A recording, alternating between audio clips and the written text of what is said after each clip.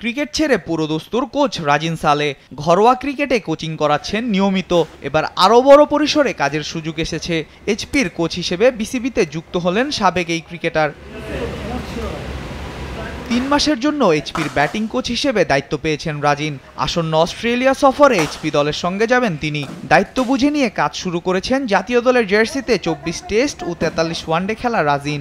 এখানে অনেক ভালো ভালো প্লেয়াররা খেলবে, যেমন পাকিস্তান টিম আসতেছে, ওইখানে অনেক ভালো ভালো প্লেয়াররা আছে। আমি মনে করি যে পাকিস্তানের ভালো ভালো বোলাররা আছে যাদের এগেনস্টে আমি স্পেশালি যেহেতু ব্যাটিং কোচ, তাদের এগেনস্টে খেলবে এবং অস্ট্রেলিয়ার ভালো ভালো বোলারদের এগেনস্টে তারা খেলবে। আমি মনে করি এটা একটা পজিটিভ সাইন। রাজিন ছাড়াও তুষার ইমরান ও তারেক আজিজ খানকে কোচিং প্যানেলে নিয়োগ দিয়েছে বিসিবি। রাজিন জানান, দেশি কোচরা সুযোগ পেলে ক্রিকেটাররা নিজেদের মেলে ধরতে পারবেন স্বাধীনভাবে। দেশি কোচরা আসলে আমার মনে হয় ভালো হবে। ছেলেরা তাদের ব্যক্তি স্বাধীনতা যে বলা হয়, স্বাধীনভাবে কথা বলতে পারে, স্বাধীনভাবে আমাদের কথাগুলো শুনতে পারে এবং কাজ করতে পারে, এবং আমরা আমাদের কাজগুলোও স্বাধীনভাবে কাজ করতে পারছি। এটা একটা পজিটিভ সাইন আমি মনে করি।